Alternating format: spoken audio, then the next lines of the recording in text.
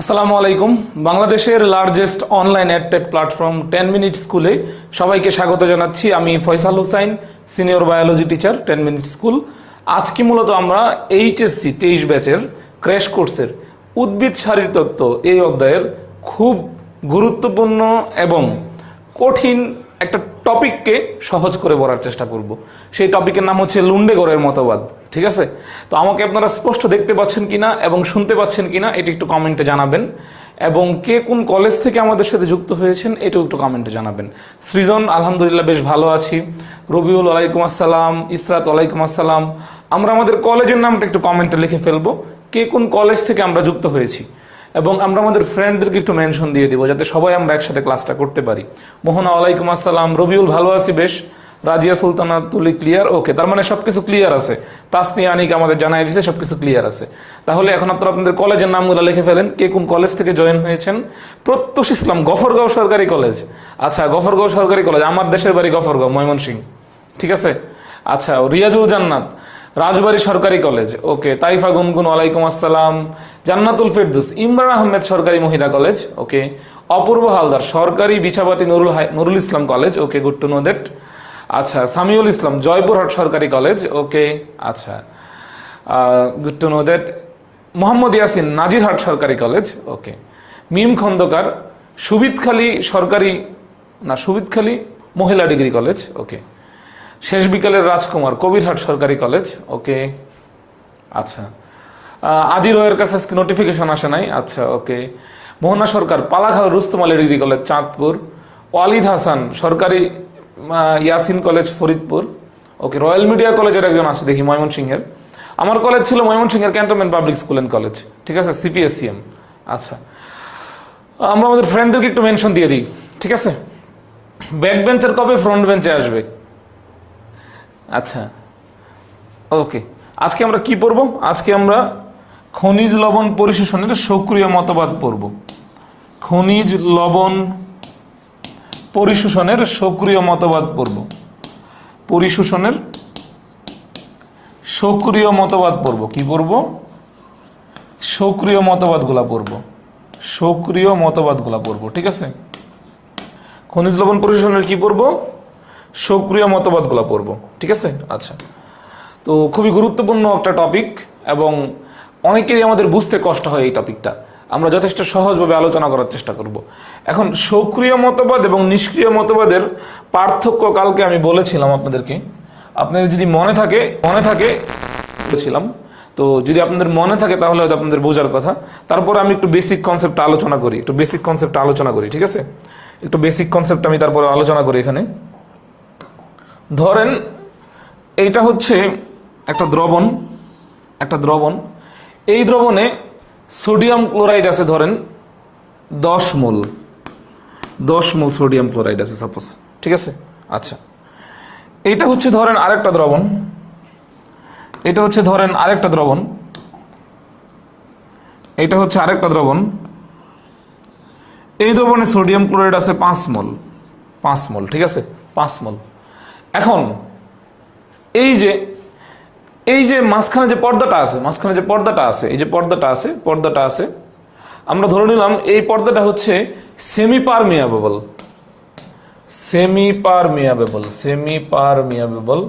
বা হচ্ছে পর্দার এই পাশ থেকে এই পাশে জিনিসপত্র আদান প্রদান হইতে পারে। এই পাশ থেকে ওই পাশে যাইতে পারে, বা এই পাশ থেকে এই পাশে আসতে পারে।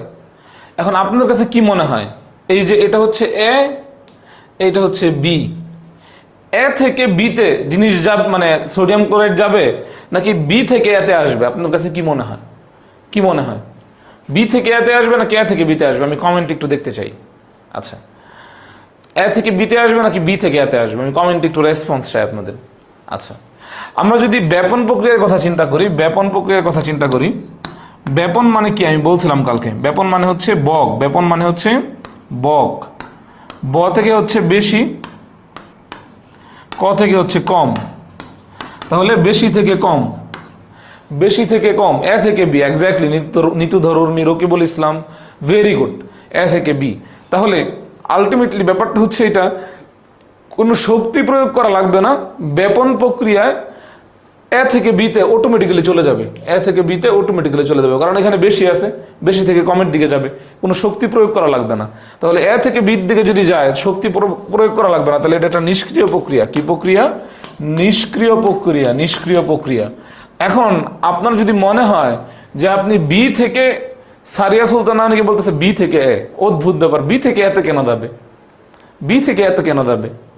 কোনো শক্তি আপনি দিবেন না, অটোমেটিক্যালি তো এ থেকে বিতে চলে যাবে, কারণ এতে 10 মোল আছে আর বিতে আছে 5 মোল, বেশি থেকে কমের দিকে যায় তো ব্যাপন। এখন ধরেন আপনার কোনো কারণে বি থেকে এতে নিতে হবে, বি থেকে এতে নিতে হবে, ঠিক আছে? তাহলে বিতে কম আছে, বিতে কি আছে? কম আছে, এতে বেশি আছে। তাহলে আপনাকে এখান থেকে বাইরে থেকে কি প্রয়োগ করতে হবে? বাইরে থেকে শক্তি প্রয়োগ করতে হবে। কি প্রয়োগ করতে হবে? শক্তি প্রয়োগ করতে হবে। শক্তি প্রয়োগ করে এইখান থেকে সোডিয়াম ক্লোরাইড বা সোডিয়াম এখানে নিতে হবে। তার মানে আমরা বুঝলাম, যদি কম থেকে বেশিতে নিতে হয়, যদি কম থেকে বেশিতে নিতে হয়, তাহলে কি প্রয়োগ করতে হয়? শক্তি বা এটিপি প্রয়োগ করতে হয়। এটাই হচ্ছে সক্রিয় পরিশোষণ, সক্রিয় পরিশোষণ। তাহলে আমরা গত ক্লাসে পড়েছিলাম নিষ্ক্রিয় পরিশোষণ। নিষ্ক্রিয় পরিশোষণের ক্ষেত্রে কি হয়? কম, বেশি থেকে কমের দিকে যায়, বেশি থেকে কমের দিকে যায়। আর সক্রিয় পরিশোষণের ক্ষেত্রে কি হয়? কম থেকে বেশির দিকে যায়। কারণ কম থেকে বেশির দিকে গেলে কি নেওয়া লাগে? শক্তি দেওয়া লাগে। আমরা এই বেসিক জিনিসটুকু বুঝছি কিনা সবাই একটু কমেন্টে জানাবো, সবাই একটু কমেন্টে জানাবো এই বেসিক জিনিসটুকু বুঝছি কিনা। সক্রিয় পরিশোষণের কয়টা? হ্যাঁ, বিপাকীয় শক্তি লাগবে। Back bencher, very good, very good. Back bencher তো ফ্রন্ট বেঞ্চে চলে আসার মতো কমেন্ট করে ফেলছে। আচ্ছা, ওকে। তাহলে সক্রিয় পরিশোষণের কয়টা মতবাদ আছে? সক্রিয় পরিশোষণের কয়টা মতবাদ আছে আপনাদের বইয়ে? দেখেন তো, সক্রিয় পরিশোষণের কয়টা মতবাদ আছে? সক্রিয় পরিশোষণের আমাদের বইয়ের মধ্যে 3টা মতবাদ আছে, ঠিক আছে? কয়টা মতবাদ আছে? 3টা মতবাদ আছে। প্রথম মতবাদের নাম হচ্ছে লুন্ডেগরের মতবাদ। লুন্ডেগরের মতবাদ। প্রথম মতবাদের নাম কি? লুন্ডেগরের মতবাদ। লুন্ডেগরের মতবাদ, লুন্ডেগরের মতবাদ। দ্বিতীয় মতবাদের নাম কি? আচ্ছা, দ্বিতীয় মতবাদের নাম কি? দ্বিতীয় মতবাদের নাম হচ্ছে প্রোটন অ্যানায়ন, অ্যানায়ন কোট্রান্সপোর্ট মতবাদ। কোট্রান্সপোর্ট মতবাদ, কোট্রান্সপোর্ট মতবাদ, ঠিক আছে? আচ্ছা, 3 নম্বর মতবাদের নাম কি? লেসিথিন বাহক ধারণা। লেসিথিন বাহক ধারণা, লেসিথিন বাহক ধারণা। তো এই 3টা মতবাদ আজকে আমরা আলোচনা করব। আমরা গত ক্লাসে মেইনলি হচ্ছে নিষ্ক্রিয় পরিশোষণ মতবাদ আলোচনা করেছিলাম। আজকের ক্লাসে আমরা সক্রিয় পরিশোষণ মতবাদ আলোচনা করব, এবং যেই টপিকটা আমি আমার ইন্টারমিডিয়েটে এত ভালো করে পড়ি নাই, ঠিক আছে, সেই টপিকের নাম হচ্ছে লুন্ডেগরের মতবাদ। লুন্ডেগরের মতবাদ, এই টপিকটা আমি যখন ইন্টারমিডিয়েট ছিলাম তখন আমি ভালো করে পড়ি নাই, বাট আজকে আমি পড়াবো। আমি নিজে পড়ে আসছি, মানে আমি যখনই আমার স্টুডেন্টদের পড়াইতে যাই আমি চেষ্টা করি হচ্ছে নিজে কিছু পড়ে আসতে, এবং আমি সবচেয়ে বেশি সতর্ক থাকি হচ্ছে এই লুন্ডেগরের মতবাদ যখন পড়াইতে যাই তখন, কারণ আমার তখন মনে পড়ে আমার ইন্টারমিডিয়েট স্মৃতি। কারণ আমি আমার ইন্টারমিডিয়েটে লুন্ডেগরের মতবাদ বাদ দিয়ে দিয়েছিলাম। আমি জৈব যৌগ পড়ছি, ইন্টিগ্রেশন পড়ছি, ডিফারেন্সিয়েশন পড়ছি, বাট লুন্ডেগরের মতবাদ পড়ি নাই, ঠিক আছে? তো দ্যাটস ওয়াই এটা আমার কাছে খুব একটা নস্টালজিক টপিক এবং স্মৃতিকাতর টপিক। এবং আমি আরেকটা কথা বলে রাখি, এই লুন্ডেগরের মতবাদ না পড়েও কিন্তু, ইন্টারমিডিয়েটে লুন্ডেগরের মতবাদ না পড়েও কিন্তু আমি ইন্টারমিডিয়েট পাস করতে পারছি। তারপর হচ্ছে মেডিকেল কলেজে ভর্তি হইতে পারছি, বিভিন্ন বিশ্ববিদ্যালয়ে চান্সও পাইছি, এবং অনেক বছর যাবৎ বায়োলজি পড়াচ্ছিও, এবং 10 মিনিট স্কুলে বায়োলজি পড়াচ্ছি। তো আজকের কাছে যদি কেউ লুন্ডেগর মতবাদ না বুঝেন, তাহলে বা এতে নিয়ে হতাশ হওয়ার কিছু নাই, কারণ আপনার স্যার লুন্ডেগর মতবাদ না পড়েও কিন্তু মানে ইন্টারমিডিয়েট পাস করে আসছে, মেডিকেলে পড়তেছে, ভার্সিটিতে চান্স পাইছিল, এবং কি সাকসেসফুলি বায়োলজি পড়ায় গেছে। তো ব্যাপারটা হচ্ছে এটা, যে এটা নিয়ে হতাশ হওয়ার কিছু নাই। আমি চেষ্টা করবো অনেক সহজ হইতে বুঝায় বলার জন্য। আচ্ছা, একজন বলতেছে হচ্ছে কেন পড়েন নাই ভাইয়া সাফিয়া বাসার কৃতিকা? এর কারণ হচ্ছে মানে যেই ভদ্রলোক আসলে ক্লাসটা নিছিল, ওই ভদ্রলোকের হচ্ছে মানে আমি পড়া বুঝি নাই, আমার কাছে মনে হয়েছিল যে এটা ধরবে না আমার ধারা, এই কারণে আমি পড়ি নাই, ঠিক আছে? যাই হোক, দেখেন, কিন্তু আমার পরামর্শ হচ্ছে আপনারা পড়েন, ঠিক আছে? আচ্ছা, তো আমি এই 2টা জিনিস মুছে দিচ্ছি, এখান থেকে 2টা জিনিস মুছে দিচ্ছি। তো লুন্ডেগরের মতবাদের আরেকটা নাম আছে, লুন্ডেগরের মতবাদের আরেকটা নাম হচ্ছে সাইটোক্রোম পাম মতবাদ। লুন্ডেগরের মতবাদের আরেকটা নাম কি? সাইটোক্রোম পাম মতবাদ। সাইটোক্রোম পাম্প মতবাদ। সাইটোক্রোম পাম্প মতবাদ। সাইটোক্রোম পাম্প মতবাদ। এখন সবার আগে আমাদেরকে বুঝতে হবে সাইটোক্রোম কি, সাইটোক্রোম কি, ঠিক আছে? সাইটোক্রোম কি, সাইটোক্রোম কি, এটা আমাদেরকে সবার আগে বুঝতে হবে এখানে। সাইটোক্রোম কি? Cytochrome, cytochrome, cytochrome. আমি কিন্তু আপনাদেরকে বেসিক শিখাইছি, কোন শব্দের মধ্যে যদি ক্রোম থাকে, ক্রোম মানে কি? রং। ক্রোম মানে কি? রং বা রঙিন। ক্রোম মানে হচ্ছে রং বা রঙিন, ক্রোম মানে হচ্ছে রং বা রঙিন, ঠিক আছে? আচ্ছা, আর সাইটো মানে কি? সাইটো মানে হচ্ছে সেল বা কোষ। সাইটো মানে হচ্ছে সেল বা কোষ। তাহলে সাইটোক্রোম মানে হচ্ছে এমন কোন রঙিন পদার্থ যেটা কোষের মধ্যে আছে, ঠিক আছে? সাইটোক্রোম মানে কি? এমন একটা রঙিন পদার্থ যেটা কোষের মধ্যে আছে। এখন এটা মূলত কার কারণে রঙিন হয়? এটা মূলত কার কারণে রঙিন হয়? এইটাই অ্যাডমিশন টেস্টে আসবে। আপনি একটু চিন্তা করেন আরবিসি বা লোহিত রক্তকণিকার কথা, আরবিসি বা লোহিত রক্তকণিকার কথা। তুহিন, লোহিত রক্তকণিকা কেন লাল হয় বলতো? এখানে কি আছে? Very good, haemoglobin. Very good, হিমোগ্লোবিনের কারণে এটা লাল হয়। Very good. তাহলে এই যে হিমোগ্লোবিনের হিম, এখানে কোন গ্রুপটা থাকে? আয়রন থাকে। কি থাকে? আয়রন থাকে, এই কারণে এটা লাল হয়। তাহলে সাইটোক্রোম রঙিন একটা পদার্থ কোষের মধ্যে থাকে, সেখানে তাহলে মূলত কোন পদার্থটা থাকে? কোন পদার্থটা থাকে? আয়রন থাকে। কোনটা থাকে? আয়রন থাকে। তাহলে সাইটোক্রোম হচ্ছে মূলত এক ধরনের প্রোটিন, কেরিয়ার প্রোটিন। কেরিয়ার প্রোটিনকে আমরা সামনে দেখব। তো মেইনলি হচ্ছে আমি যেটা বলতে চাচ্ছি, লোহিত রক্তকণিকা হিমোগ্লোবিনের কারণে লাল হয়। হিম মানে হচ্ছে আয়রন, আয়রন গ্রুপটাকে বোঝায়। তাহলে সাইটোক্রোম এইটাও এরকম কোষের মধ্যে থাকে, যার কারণে এটা কি হয়? রঙিন হয়। তো এই সাইটোক্রোমের মধ্যে কোন অণুটা থাকে? আয়রন থাকে। এইটাই পরীক্ষায় আসবে, এইটাই পরীক্ষায় আসবে। তাহলে সাইটোক্রোমের মধ্যে কি থাকে? সাইটোক্রোমের মধ্যে কি থাকে? সবাই আমরা লিখে ফেলি খাতায়। সাইটোক্রোমের মধ্যে কি থাকে? আয়রন থাকে। কি থাকে? আয়রন থাকে। এইটাই ঢাকা বিশ্ববিদ্যালয়ে আসছিল, এইটাই ঢাকা বিশ্ববিদ্যালয়ে আসছিল যে সাইটোক্রোমে কোনটি উপস্থিত? আয়রন, Fe, ঠিক আছে? তাহলে সাইটোক্রোমে কি থাকে? সবাই কমেন্টে লিখে ফেলেন তো। ব্যাকবেঞ্চারের নাম মনে হয় সৌরভ লিখে ফেলছে। আচ্ছা, সাইটোক্রোমে কি থাকে? আয়রন থাকে। সবাই লিখে ফেলেন। তাইজুল ইসলাম সাগর আয়রন, SM ইকবাল রশিদ। ভাই ও কপি করুক, তারপরে তো পড়ার চেষ্টা করতেছে, শিখার চেষ্টা করতেছে। We should appreciate it. আমরা অ্যাপ্রিসিয়েট করি। একজন কপি করে একটা জিনিস লেখছে, তারপরে তো লেখছে, ঠিক আছে? অ্যাপ্রিসিয়েট করি আমরা। আচ্ছা, Mehedi Hasan iron, very good. আচ্ছা স্যার, কলমের কালি এরকম লাল কালো হচ্ছে, খেলাটা কি এখানে? সালামু আলাইকুম, জিমি ভাই চলে আসছে। অ্যাকচুয়ালি হচ্ছে কি জিমি ভাই, এই যে এইখানে একটা প্রবলেম হচ্ছে, এটা আমি একটা কালারই করে দিচ্ছি, একটা কালারই করে দিচ্ছি যাতে সবকিছু ঠিকঠাক হয়ে যায়। এখন থেকে আশা করি আর ঠিক মানে প্রবলেম হবে না। তো আমরা এইটুকু বুঝছি কিনা? আমাকে একটু কমেন্টে সবাই রেসপন্স করেন তো, এইটুকু বুঝছি কিনা, এইটুকু বুঝছি কিনা একটু কমেন্টে রেসপন্স করেন। আচ্ছা, তাহলে আমরা প্রশ্নটা এখন প্র্যাকটিস করি, প্রশ্নটা একটা প্র্যাকটিস করি। এটা হচ্ছে ঢাকা বিশ্ববিদ্যালয়ে আসে একটা প্রশ্ন, টাবি না ঢাবিতে আসে একটা প্রশ্ন। আয়রন, আয়রন উপস্থিত কোথায়? আয়রন উপস্থিত কোথায়? অনেক আগের প্রশ্ন, এত আগের প্রশ্ন যে তখন এখানে যারা ক্লাস করতেছে জিমি ভাই ব্যতীত অন্য কারো জন্ম হয় নাই, ঠিক আছে? এত আগের প্রশ্ন, ঠিক আছে? এই প্রশ্নটা মোস্ট প্রবাবলি 96 আসে একটা প্রশ্ন, ঠিক আছে? আচ্ছা, 1996 আয়রন উপস্থিত কোথায়? অপশন ক সাইটোক্রোম, সাইটোক্রোম। আমি দুইটা অপশন দিই আপনাদের জন্য, সাইটোক্রোম। অপশন খ ক্লোরোফিল। দুইটা অপশন দিই, আনসার দেন। কি হবে আনসার? আয়রন কোথায় উপস্থিত? সাইটোক্রোমে উপস্থিত। কোথায় উপস্থিত? সাইটোক্রোমে উপস্থিত। ভেরি গুড, অলরেডি আনসার দিয়ে দিছে অনেকে। তাহলে এইভাবে এখান থেকে প্রশ্ন চলে আসবে। এখন আমরা একটা মনে করি একটা ভিডিও দেখতেছি, মানে হচ্ছে 3D অ্যানিমেশন ভিডিও দেখতেছি। এরকম অ্যানিমেশন ভিডিও আমি ইউটিউব ঘাটলাম, অনেক কোথাও পাইলাম না আর কি।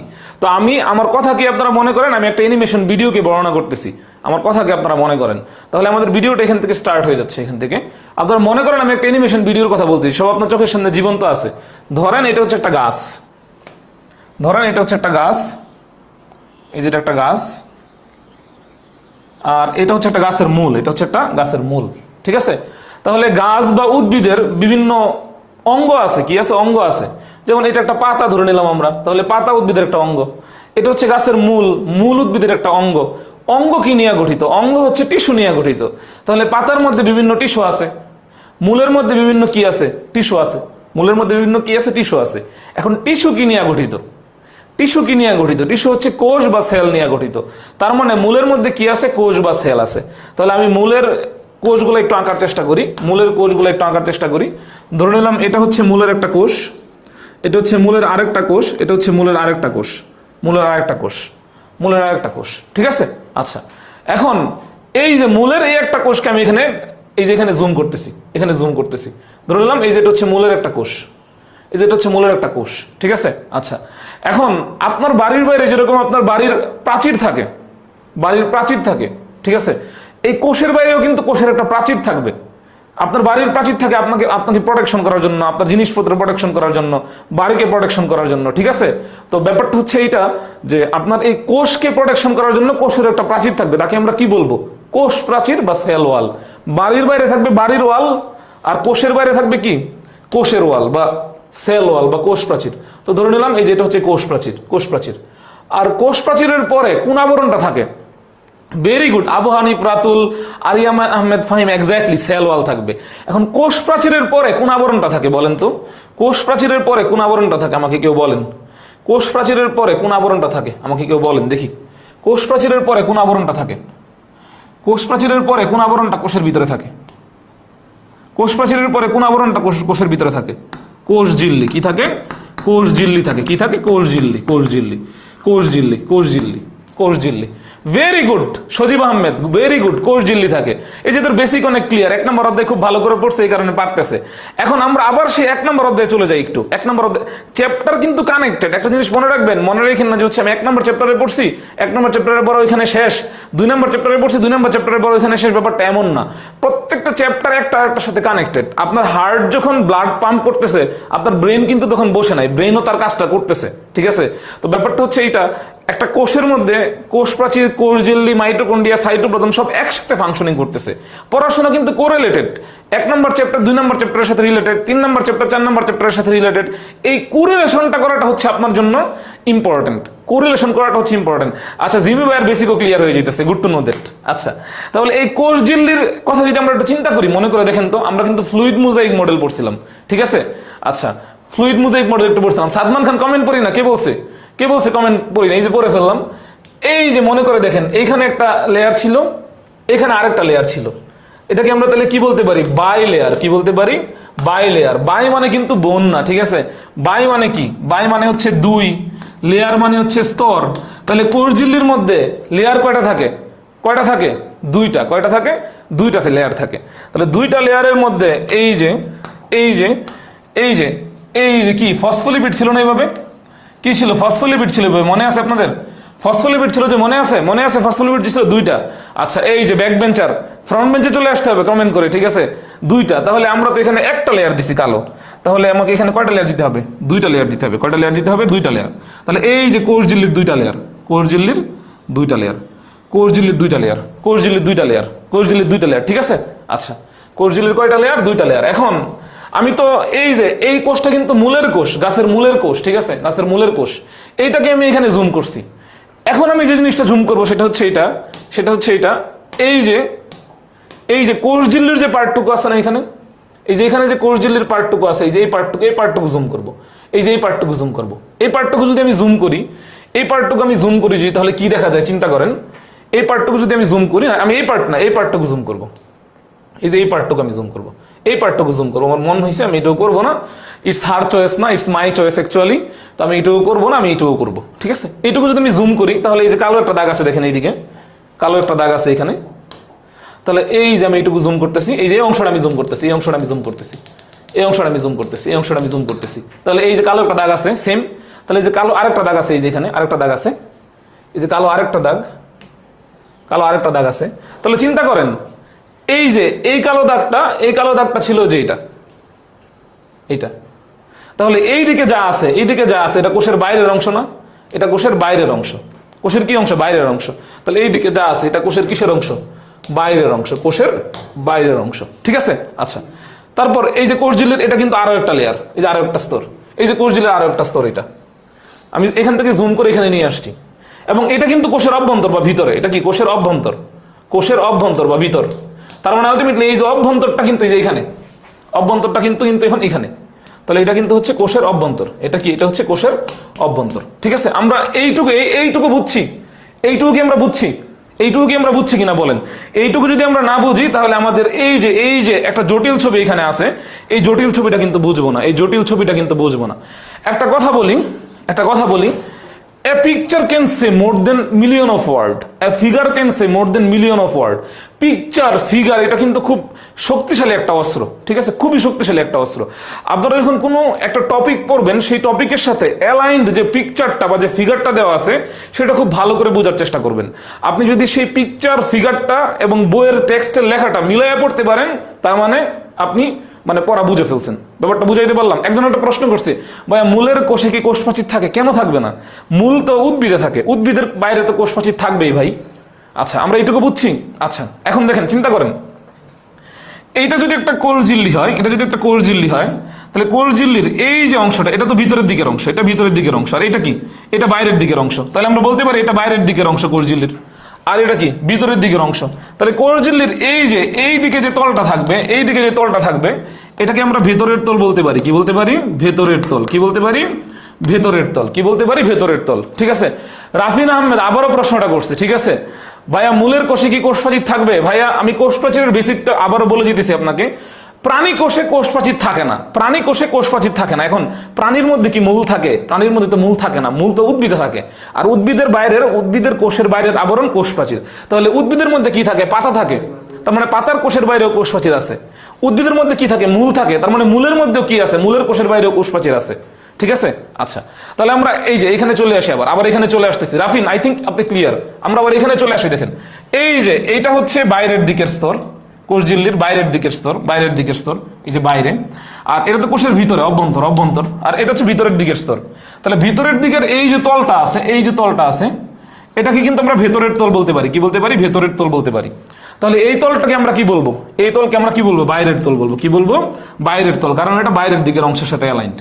তাহলে এটাকে আমরা কি বলবো? বাইরের তল। কি বলবো? বাইরের তল। কি বলবো? বাইরের তল, বাইরের তল। তাহলে আমরা এখন এইটুকু মুছে দিব। এই যে এইটা কিন্তু মেনলি একটা কোষ ঝিল্লি, এটা একটা মেনলি কি? কোষ ঝিল্লি। এটা কিন্তু একটা মেনলি কোষ ঝিল্লি, বুঝছেন? এটা একটা মেনলি কোষ ঝিল্লি।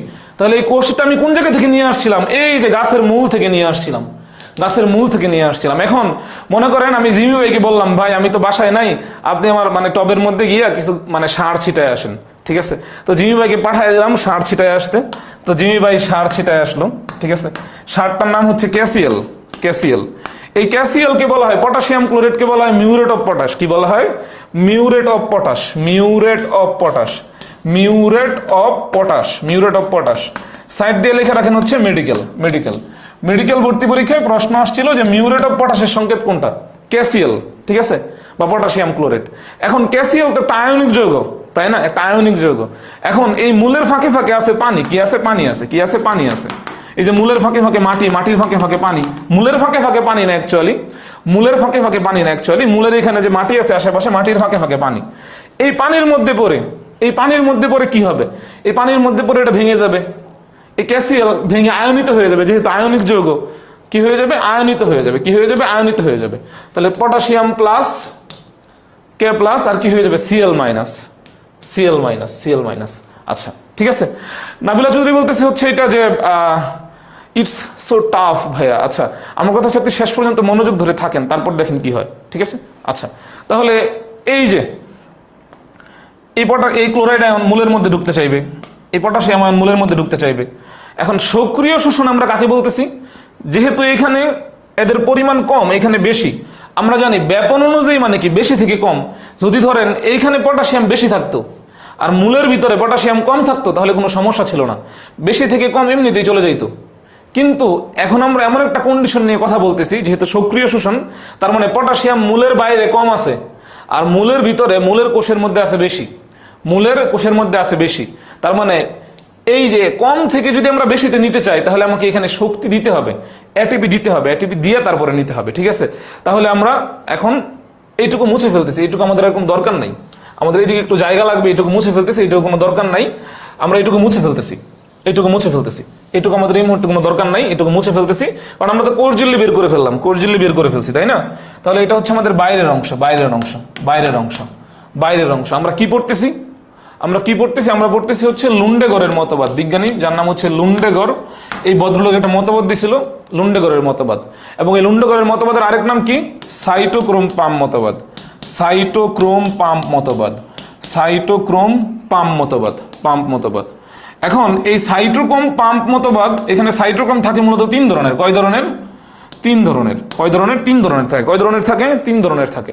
তো আমরা এই সাইটোক্রোমকে সিওআইটি সাইটোক্রোমকে এইভাবে লিখি, সিওআইটি ডট এভাবে লিখি, ঠিক আছে?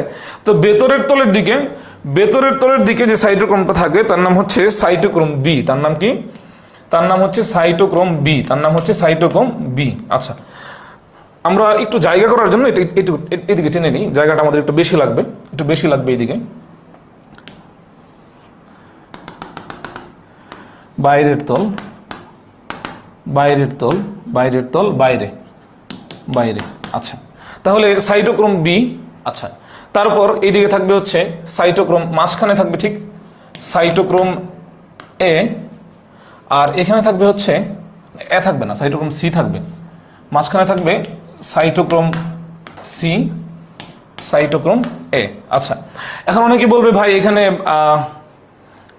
এ বি সি আমরা সারা জীবন পড়লাম, কিন্তু এখানে এসে দেখি এ সি বি, এটা আমি কিভাবে মনে রাখতে পারি? হ্যাঁ, আপনারাও আর্ট করেন, এটা আমি কিভাবে মনে রাখতে পারি? এক্ষেত্রে একটা টেকনিক ফলো করা যায় চাইলে। দেখেন কি টেকনিক ফলো করা যায়। আমরা যখন এক সময় জন্মগ্রহণ করার সময় আদিরয়, চিন্তা করেন এই যে এখানে লেখা আছে বি ফর বেবি, মনে রাখার জন্য বলতেছি। সি ফর চিলড্রেন, এটা জাস্ট আমি একটা ফান করতেছি, নাথিং মোর দেন, মানে এত মানে আহামরি কিছু না, মানে জাস্ট খুব ইজিলি নেন আর কি, সি থেকে হচ্ছে চিলড্রেন, এ থেকে হচ্ছে অ্যাডাল্ট। তাহলে আমরা যখন জন্মগ্রহণ করার পর আমাদের যে স্টেজটা থাকে সেটাকে আমরা বলি বেবির প্রথম অক্ষর হচ্ছে বি, তার মানে সাইটোক্রোম বি সবার আগে। বেবি থেকে আমরা মানে পরবর্তীতে আমাদেরকে বলা হয় চাইল্ড বা চিলড্রেন বলা হয়। তো দ্যাটস ওয়াই চাইল্ড বা চিলড্রেনের প্রথম অক্ষর সি, দ্যাটস ওয়াই এখানে সাইটোক্রোম সি। তারপর আমরা যখন আরেকটু বড় হই তখন আমাদেরকে বলা হয় অ্যাডাল্টের প্রথম অক্ষর হচ্ছে এ। তাহলে baby, children, adult, B C A, cytochrome B C A. সিরিয়ালটা হচ্ছে ভিতর থেকে বাইরের দিকে এরকম। সবাই বেবি, চিলড্রেন, অ্যাডাল্ট একবার কমেন্টে লিখে ফেলেন মিজানুরের মতো, ঠিক আছে? এই নেমোনিক্সটা মনে রাখলে বা এই টেকনিকটা মনে রাখলে বা এই ফানটা মনে রাখলে আশা করি এই সিরিয়ালটা আপনার আর ভুল হবে না।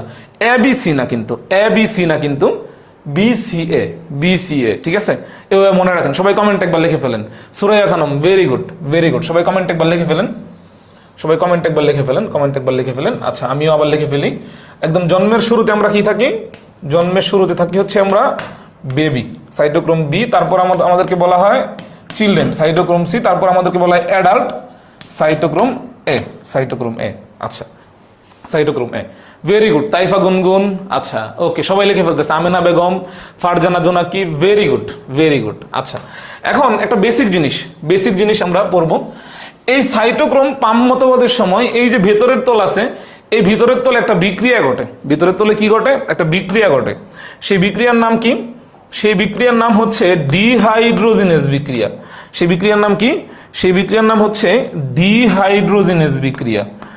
আচ্ছা, সবুজ কালে কি দেখা যায়? ডিহাইড্রোজিনেজ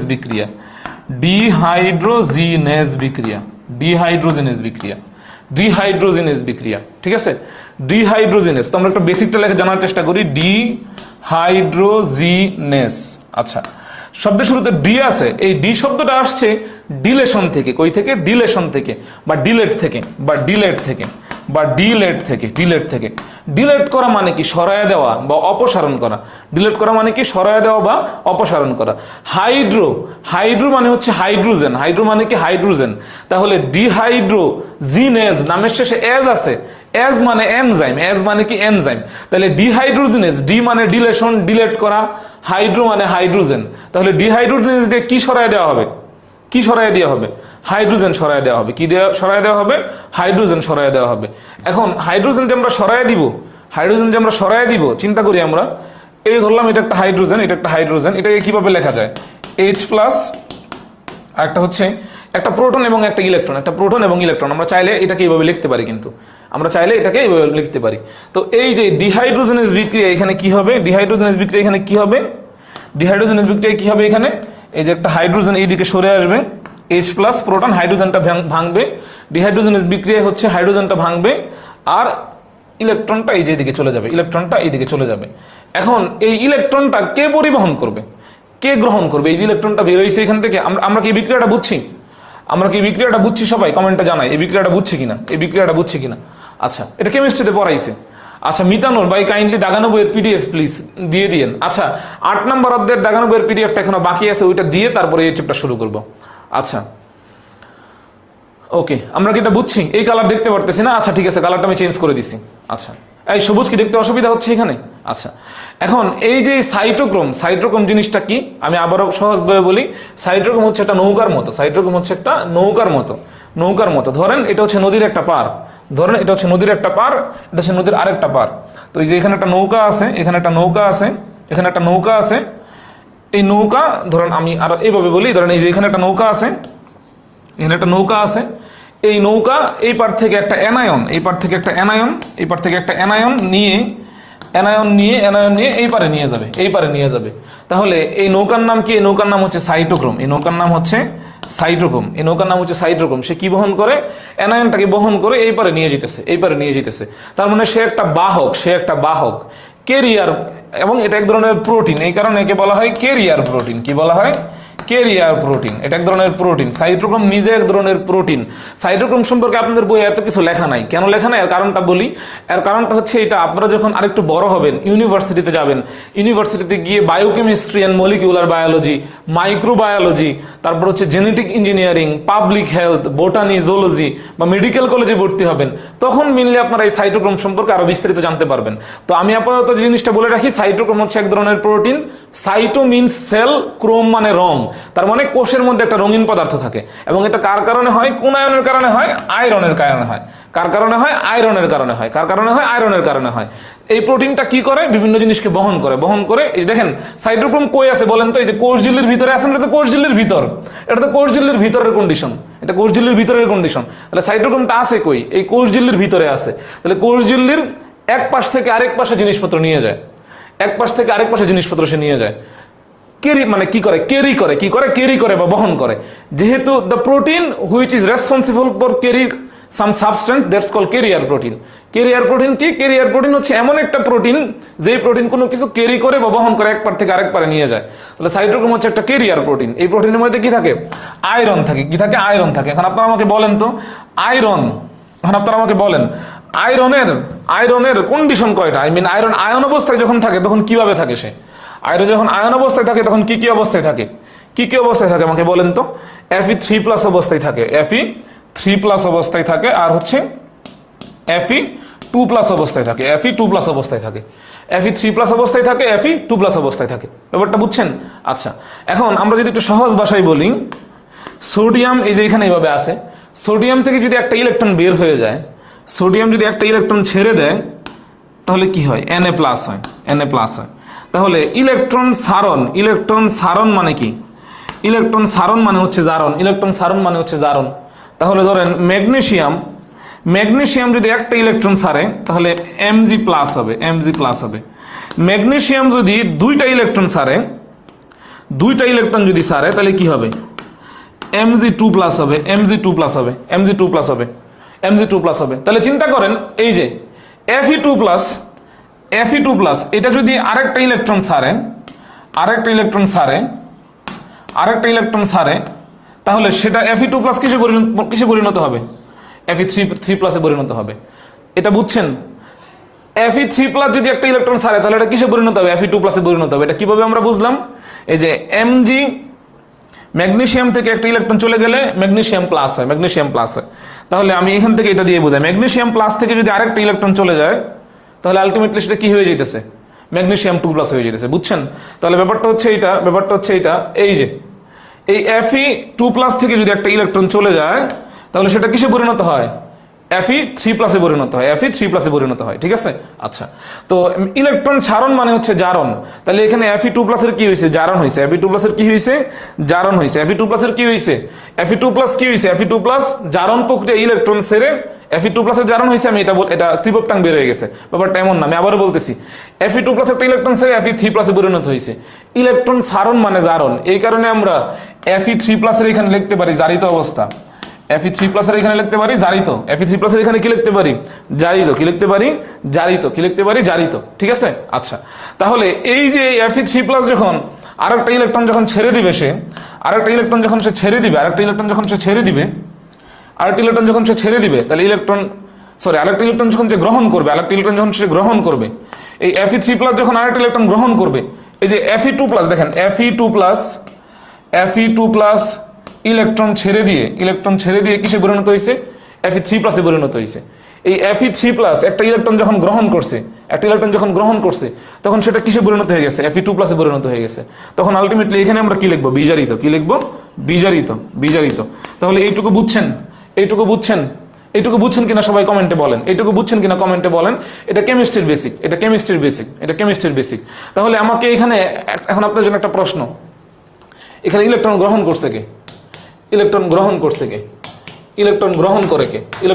করে কে? Option A Fe3+, option B Fe2+। Electron গ্রহণ করছে কে? এটা আমাকে কমেন্টে জানান। সবাই বুঝছে, ভেরি গুড। এই হাসান রুহানি, টেস্ট পেপারের পরে আগে ক্লাস বুঝেন, জরুরি টপিক। ইলেকট্রন কে গ্রহণ করছে? দেখেন Fe2+ ইলেকট্রন ছেড়ে দিছে, জারণ। ইলেকট্রন তাহলে গ্রহণ করছে কে? Fe3+। কে গ্রহণ করছে? Fe3+ কি ইলেকট্রন গ্রহণ করছে? Very good. তাহলে Fe3+ কি গ্রহণ করছে? ইলেকট্রন গ্রহণ করছে। Fe3+ কি করছে? এরা সবাই বি আনসার দিতেছে কেন? ইলেকট্রন নাকি Fe2+ গ্রহণ করছে। হায় রে রাম ছাগলের দল, সবগুলা ভুল আনসার দিতেছে। Fe3+, Fe2+। এই Fe2+ যখন একটা ইলেকট্রন ছাড়ছে,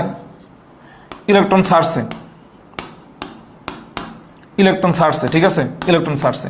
তাহলে ইলেকট্রনটা ছাড়ার পর এই ইলেকট্রনটা গ্রহণ করছে কে? Fe3+। ইলেকট্রনটা গ্রহণ করছে কে? Fe3+ গ্রহণ করছে। Fe3+ ইলেকট্রনটা গ্রহণ করে কিসে কনভার্ট হয়ে গেছে? কিসে পরিণত হয়ে গেছে? Fe2+ এ পরিণত হয়ে গেছে। ইলেকট্রন সারণ মানে কি? জারণ। আর ইলেকট্রন গ্রহণ মানে হচ্ছে বিজারণ। তাহলে Fe2+ যে ইলেকট্রনটা ছাড়ছে এটা গ্রহণ করছে কি? Fe3+। তাহলে এখানে আমরা জারিত লিখতে পারি। কি লিখতে পারি? জারিত। আর Fe3+ ইলেকট্রনটা নিজে গ্রহণ করে কিসে পরিণত হয়ে গেছে? Fe2+ এ পরিণত হয়ে গেছে। তাহলে গ্রহণ করা মানে কি? বিজারণ। তাহলে এখানে আমরা কি লিখতে পারি? বিজারিত। কি লিখতে পারি? বিজারিত। তাহলে এখানে প্রশ্নটা ছিল হচ্ছে এটা, ইলেকট্রন গ্রহণ করছে কি? এখানে ইলেকট্রন কে গ্রহণ করছে? আনসার হবে এ, Fe3+। ম্যাক্সিমাম পোলাপান বি লেখছে। বাবারে বি হবে না।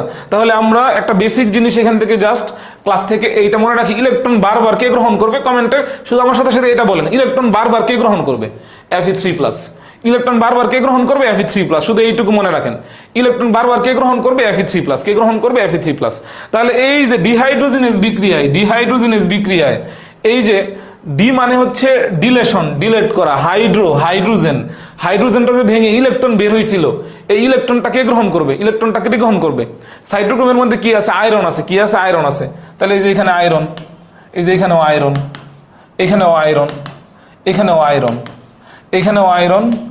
এখানেও আয়রন।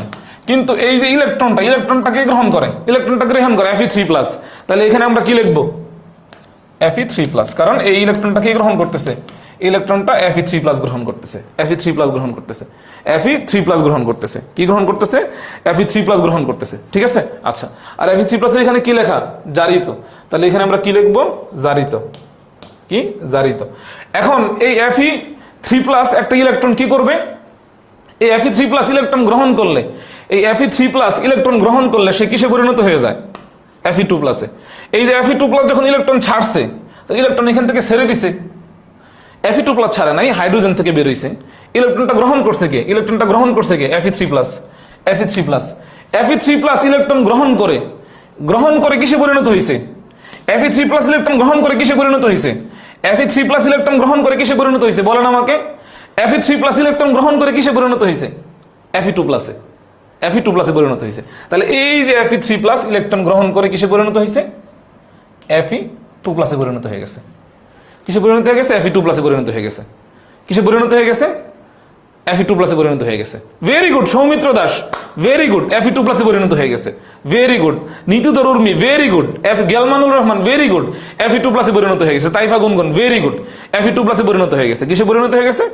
Fe2+ এ পরিণত হয়ে গেছে। এখন কথা হচ্ছে ভাই, এই যে Fe2+ এখানে পরিণত হয়ে গেছে, এখন ইলেকট্রনকে সেখানে ধরে রাখবে? ইলেকট্রন সে এখানে ধরে রাখবে না, সে ইলেকট্রন আবার ছেড়ে দিবে। সে ইলেকট্রন আবার কি করবে? আবার ছেড়ে দিবে। তাহলে Fe2+ যখন ইলেকট্রন ছেড়ে দেয় তখন সেটা কিসে পরিণত হয়? তাহলে Fe2+ ইলেকট্রনটা ছেড়ে দিবে, ইলেকট্রনটা ছেড়ে দিবে তার কাছে ছেড়ে দিবে, তার কাছে ছেড়ে দিবে, তার কাছে ছেড়ে দিবে, কার কাছে ছেড়ে দিবে? তার কাছে ছেড়ে দিবে, তার কাছে ছেড়ে দিবে। তাহলে Fe2+ যখন ইলেকট্রন ছেড়ে দেয়, Fe2+ যখন ইলেকট্রন ছেড়ে দিতেছে তখন ইলেকট্রন গ্রহণ করতেছে কি? Fe3+। তাহলে ইলেকট্রনটা কে গ্রহণ করতেছে? Fe3+ গ্রহণ করতেছে। Fe2+ ইলেকট্রন ছেড়ে দিছে না? Fe2+ যদি ইলেকট্রন ছেড়ে দেয় Fe3+ হইছে, এই যে গ্রহণ করতে সে Fe3+ হইছে। কিন্তু সে এই যে Fe2+ ইলেকট্রন ছেড়ে দেওয়ার ফলে সে আবার কিসে কনভার্ট হয়ে গেছে? Fe3 তে। তাহলে এই যে Fe2+ যেহেতু ইলেকট্রন ছেড়ে দিছে, সে নিজে কিসে কনভার্ট হয়ে গেছে? Fe3 তে কনভার্ট হয়ে গেছে আবার। ঠিক আছে, বুঝাইতে বললাম? তাহলে সেম এই Fe3+ আবার কি করবে? এই Fe3+ আবার ইলেকট্রন কি করবে? ইলেকট্রন সে আবার ছেড়ে দিবে। ইলেকট্রন কি করবে? ছেড়ে দিবে। ইলেকট্রন কি করবে? ছেড়ে দিবে। তাহলে Fe2+ যদি ইলেকট্রন Fe3+, সরি এখানে Fe3+, আমি স্লিপ অফ টাং Fe2+ বলছি, এই যে এখানে Fe3+ গ্রহণ করছে, তাহলে Fe3+ যখন আবার ইলেকট্রন ছেড়ে দিবে, ইলেকট্রন ছেড়ে দিবে যখন তখন সে কিসে পরিণত হবে? Fe2+ এ পরিণত হবে। কিসে পরিণত হবে? Fe2+ এ পরিণত হবে। কিসে পরিণত হবে? Fe2+ এ। তাহলে Fe2+ এর কাজ কি? ইলেকট্রন ছাড়া। তাহলে Fe2+ ইলেকট্রন ছাড়বে, ইলেকট্রন ছাড়া কিসে পরিণত হবে? Fe3+ এ। তাহলে Fe3+ এই যে ইলেকট্রন ছাড়া দিল, সেই ইলেকট্রন নিয়ে নিল। তাহলে সে কিস হয়ে গেল? Fe3 হইল।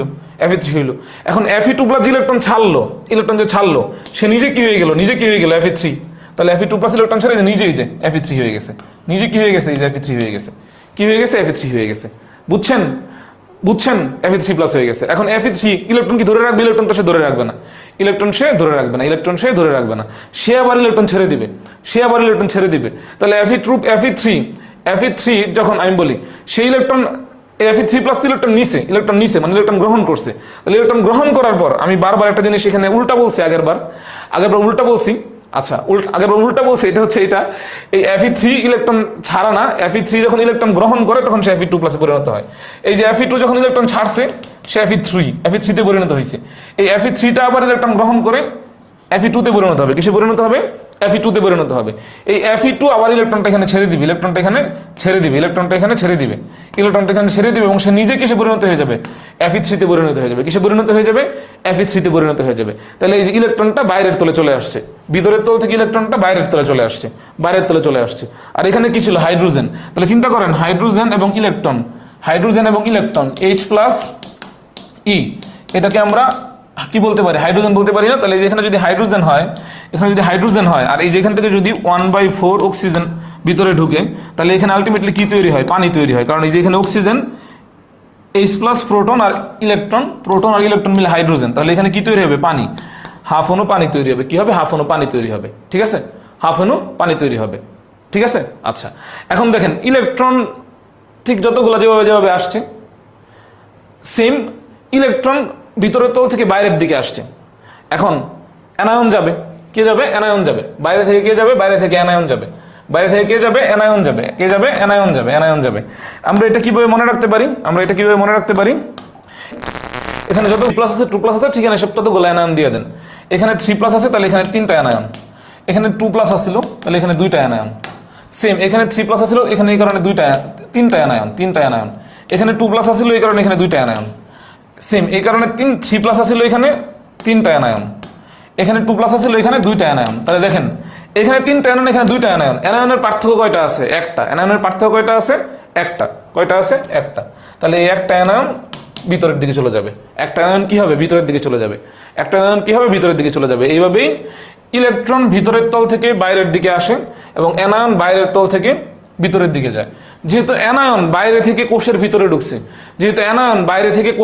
ঢুকছে, ঠিক আছে, সেহেতু কোষ চাইবে একটা নিউট্রাল কন্ডিশনে থাকতে। বাইরে থেকে অ্যানায়ন ঢুকছে, যার কারণে এখানে ক্যাটায়নের সাথে একটা সামঞ্জস্য রাখতে হবে। যার কারণে এখন এখান থেকে M+ একটা ক্যাটায়নও ঢুকাই দেওয়া হবে। যাতে অ্যানায়ন এবং ক্যাটায়ন মিলে একটা নিউট্রাল কন্ডিশন এখানে থাকে। তো এই ছিল লুন্ডেগরের মতবাদ। আমি এইখানে হচ্ছে Fe3+ এবং Fe2+ পেঁচ বাজায় দিয়েছিলাম। পরবর্তীতে এটা আমি কারেকশন করে নিছি। তো আপনারা হচ্ছে বুঝছেন কিনা আমাকে জানান। আর আমি প্রয়োজনে আরেকবার রিপিট করে দিব, র্যাপিড রিপিট করে দিব। প্রয়োজনে আমি আরেকবার র্যাপিড রিপিট করে দিব। আমার মনে হয় আমি এখানে আরেকবার র্যাপিড রিপিট করে দিই। Fe2 প্লাস Fe3 প্লাস একটা পেজ বাদ ছিল, আমি এখানে আরেকবার র্যাপিড রিপিট করে দিই। বেসিক জিনিস যেটা মনে রাখবেন, আমি এখানে আরো সহজ করে দিই। যেটা মনে রাখবেন সেটা হচ্ছে এটা, ইলেকট্রন গ্রহণ করবে Fe3 প্লাস, গ্রহণ করে সে কিসে পরিণত হবে? Fe2 প্লাসে পরিণত হবে। ইলেকট্রন গ্রহণ করবে, Fe3 প্লাস কিসে পরিণত হবে? Fe2 plus. আর Fe2 প্লাস ইলেকট্রন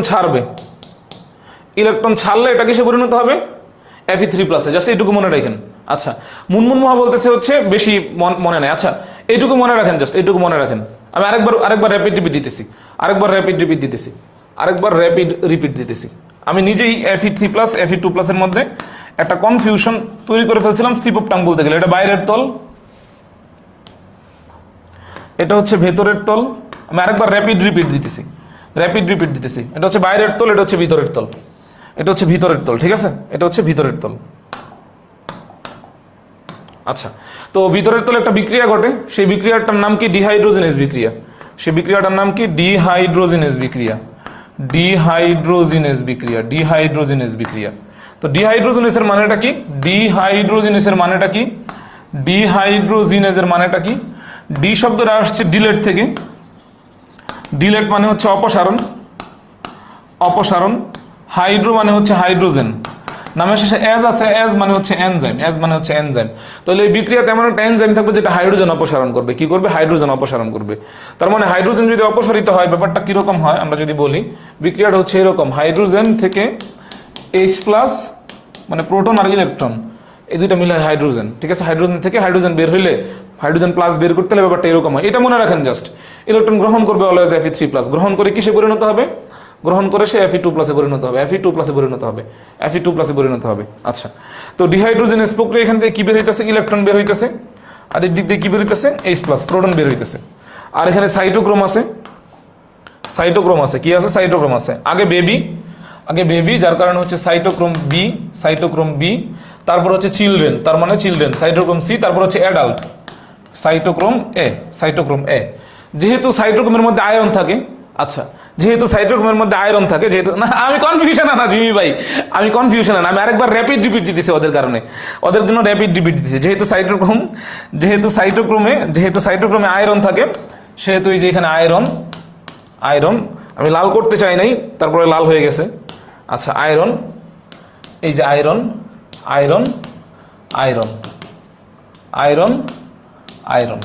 আমি কিছু শর্টকাট টেকনিক শিখাই দিয়েছি। এই যে ইলেকট্রন গ্রহণ করবে কে? Fe3 plus. তাহলে ইলেকট্রন এখানে আছে, তাহলে এখানে Fe3 প্লাস। এখন তোরা একটা ত্রিভুজ বানায় ফেল, এইভাবে এবং এইভাবে। তাহলে যেহেতু এখানে Fe3 প্লাস, সেহেতু এই যে এখানে Fe3 প্লাস হবে, ঠিক আছে? এই যে এখানেও Fe3 প্লাস হবে, মানে ভুল এড়ায় যাওয়া যাবে, এভাবে ভুল এড়ায় যাওয়া যাবে, ঠিক আছে? যেহেতু এখানে ইলেকট্রন গ্রহণ করতেছে, কারণ ইলেকট্রন গ্রহণ করবে Fe3 প্লাস। ইলেকট্রনের উপরে Fe যেটা আছে এটা 3 প্লাস কর, এটা ত্রিভুজ বানায় ফেল। এই যে এখানে, এখানে Fe3 প্লাস। যেহেতু এইগুলো Fe3 প্লাস, তাহলে অন্যগুলো Fe2 প্লাস। এইভাবে চাইলেও কি করা যায়? শর্টকাট টেকনিক দিয়ে ভুলটা যাতে না হয়, Fe2 Fe3 ভুলটা যাতে না হয়, এটা এড়ায় যাওয়া যায়, ঠিক আছে? এটা এড়ায় যাওয়া যায়, ঠিক আছে? এখন দেখেন, এই যে ইলেকট্রন কে গ্রহণ করতেছে? Fe3 plus. তাহলে ইলেকট্রন Fe3 প্লাস গ্রহণ করছে। Fe3 প্লাস ইলেকট্রন গ্রহণ করে কিসে পরিণত হয়? Fe2 প্লাসে। তাহলে Fe3 প্লাস ইলেকট্রন গ্রহণ করে Fe2 প্লাসে পরিণত হয়ে গেছে। সিম্পল হিসাব। তাহলে Fe2 প্লাস আবার ইলেকট্রনটা ছেড়ে দিবে। ইলেকট্রন ছেড়ে দিলে কি হয়ে যাবে? Fe3 plus. তাহলে Fe2 প্লাস ইলেকট্রনটা ছেড়ে দিতেছে। ইলেকট্রনটা গ্রহণ করে কি? ইলেকট্রনটা গ্রহণ করে Fe3 প্লাস। তাহলে এই ইলেকট্রনটা যে ছেড়ে দিতেছে এখান থেকে, এটা গ্রহণ করছে Fe3 প্লাস। এখন Fe3 প্লাস যে ইলেকট্রন গ্রহণ করে সে এবার কিসে পরিণত হয়ে যায়? Fe2 প্লাসে পরিণত হয়ে যায়। কিসে পরিণত হয়ে যায়? Fe2 প্লাসে পরিণত হয়ে যায়। তাহলে সেম, সে আবার কিসে পরিণত হয়ে যাবে? Fe2 প্লাসে। তাহলে Fe2 প্লাস ইলেকট্রন ছাড়ছিল না, ইলেকট্রন ছাড়লে এও গ্রহণ করলে Fe3, যদি এইদিকে আসলেও কি?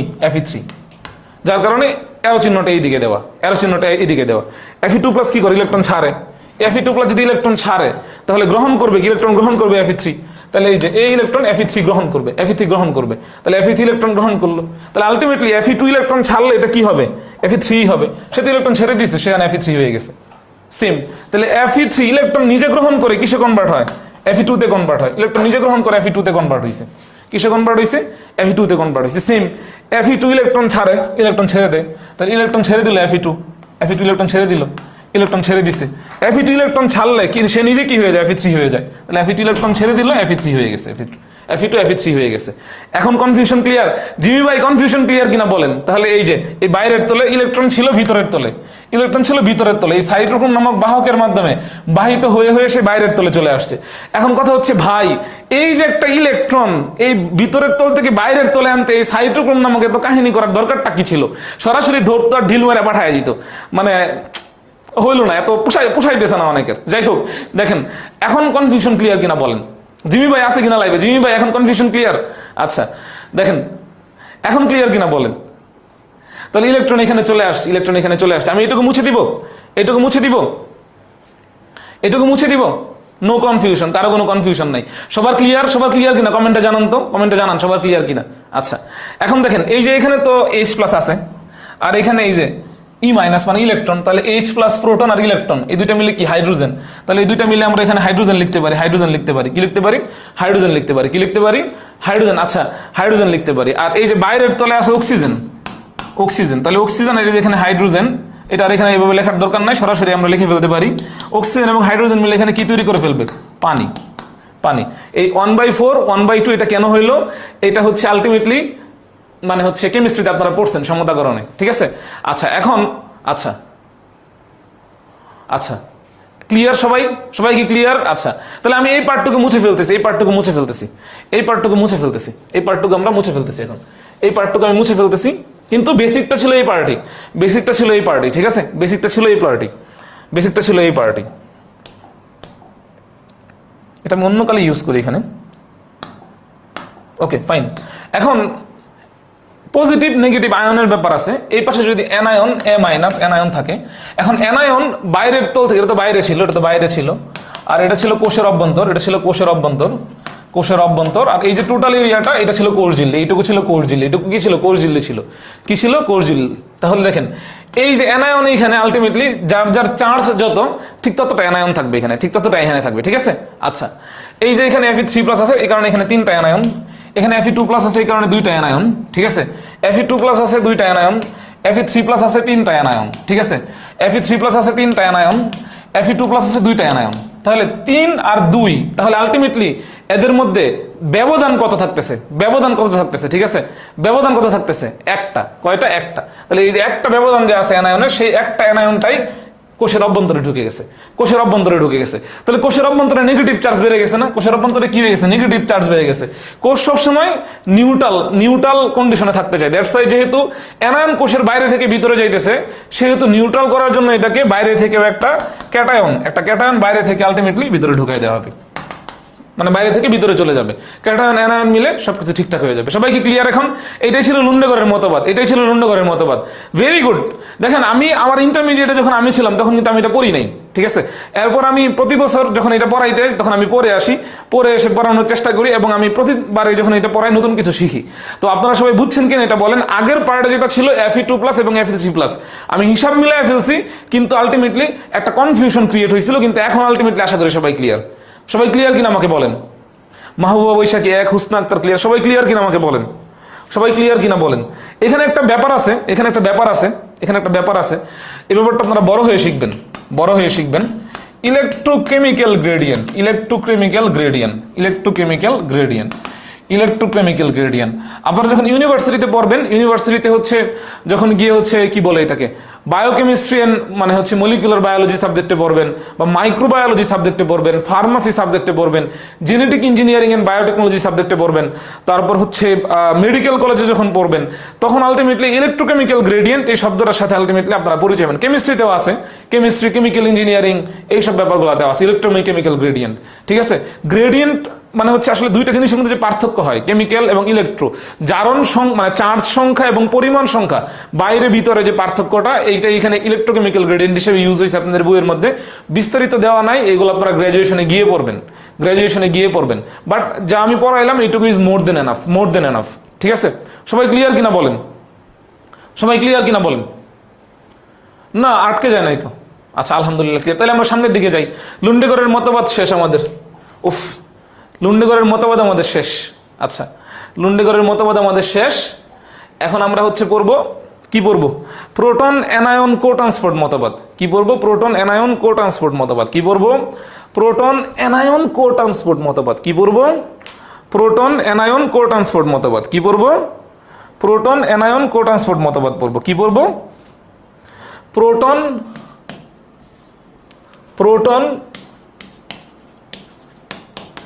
অ্যানায়ন কো ট্রান্সপোর্ট। বাংলা সিনেমার একটা বিশেষ লাইন আছে, যেটা হচ্ছে সিনেমার শেষের দিকে থাকে, অতঃপর তাহারা সুখে শান্তিতে বসবাস করিতে লাগিল। তো প্রোটন অ্যানায়ন কো ট্রান্সপোর্ট মতবাদটা হচ্ছে একটা এরকম, অতঃপর তাহারা সুখে শান্তিতে বসবাস করিতে লাগিল। কো মানে কি? কো পার্টনার, কো পার্টনার মানে সহযোগী। কো মানে কি? সহযোগী। ট্রান্সপোর্ট মানে পরিবহন, সহ পরিবহন, একই সাথে পরিবহন হবে, ব্যাপারটা এরকম। তাহলে এইখানে আলটিমেটলি কি পরিবহন হবে? একটা প্রোটন এবং একটা অ্যানায়ন কো ট্রান্সপোর্ট, একই সাথে পরিবহন হবে। এটা ইজি আছে। আচ্ছা বাই দ্য ওয়ে আমার বলেন তো, লুন্ডেগড়ের মতবাদ আপনার কাছে কেমন মনে হয়েছে? এটা আমরা পরে 5 মিনিট পরে 2 মিনিট পরে শুরু করতেছি। এই লুন্ডেগড়ের মতবাদ আপনার কাছে কেমন মনে হয়েছে আমাকে বলেন। কেমন মনে হয়েছে? ইজি মনে হয়েছে নাকি কঠিন মনে হয়েছে বলেন তো একটু। আচ্ছা, ইজি মনে হয়েছে নাকি কমেন্ট মনে হয়েছে বলেন। ইজি নাকি কঠিন কি মনে হয়েছে বলেন, আমি একটু আপনার হচ্ছে দেখতে চাই। এই টপিক আমি যতবারই পড়াই আমি হচ্ছে নস্টালজিক হয়ে যাই। ঠিক আছে, নস্টালজিক হয়ে যাই, কারণ এইটা এইটা একমাত্র টপিক যেটা আমি আমার ইন্টারমিডিয়েটে পড়ি নাই। ঠিক আছে, আমার মনে আছে স্টিল নাও।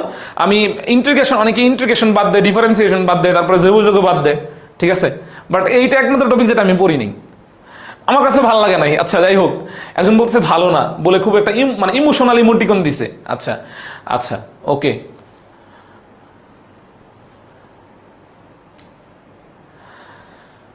ABC ভুল করা যাবে না কিন্তু, ACB এটা বেবি, চাইল্ড, অ্যাডাল্ট, এভাবে মনে রাখতে পারেন। আচ্ছা, ব্যাকবেঞ্চার সৌরভ বলতেছে হচ্ছে এটা যে ভাইয়া ক্লাসের আগে আরেকবার পড়েছিলাম বাট বুঝি না, এখন ফুল clear, good to know that. Sultana Begum খুব ইজি। অ্যানায়ন বুঝি নাই, রুহুল আমিন বাবা অ্যানায়ন যে তুমি বুঝো নাই, এখন এটা তো তুমি ক্লাস 9-10-এ পড়ে আসছো, 9-10-এ পড়ে আসছো, অ্যানায়ন যে বুঝো নাই। এটা তো ব্যাপারটা হচ্ছে এরকম, ধরো হচ্ছে সোডিয়ামের পরে এখানে প্লাস চিহ্ন আছে, যার পরে প্লাস চিহ্ন থাকবে এটা হচ্ছে ক্যাটায়ন। ঠিক আছে, ধরো ক্লোরিনের উপর একটা মাইনাস চিহ্ন আছে, তাহলে এটা ক্লোরাইড আয়ন। ঠিক আছে, তাহলে যদি আলটিমেটলি এখানে মাইনাস থাকে তখন এটাকে বলি আমরা অ্যানায়ন, বুঝছো? আচ্ছা, আফতাবুর রহমান প্রান্ত জোস হয়েছে ভাইয়া, মনে হয় না কঠিন। শুনেন, আমরা সবাই জোস, শুধুমাত্র একজন জোস না, সে হচ্ছে কি? কে জোস না বলেন? আমরা। আচ্ছা, তাহলে প্রোটন অ্যানায়ন কো ট্রান্সপোর্ট মতবাদ। প্রোটন অ্যানায়ন কো ট্রান্সপোর্ট মতবাদ। প্রোটন অ্যানায়ন কো ট্রান্সপোর্ট মানে সহ পরিবহন, একই সাথে পরিবহন। প্রোটন অ্যানায়ন একই সাথে এখানে পরিবহন হবে, প্রোটন আর অ্যানায়ন একই সাথে এখানে পরিবহন হবে। তাহলে সেম আমরা আবার একটা কোষ ঝিল্লি আঁকি বা কোষ প্রাচীর আঁকি। ধরলাম এটা একটা কোষ, রাকিব ভাই এটা একটা কোষ, তাই না? আচ্ছা, এটা একটা কোষ। আচ্ছা, তাহলে কোষের বাইরের দিকের যে আবরণ সেটা হচ্ছে কোষ প্রাচীর।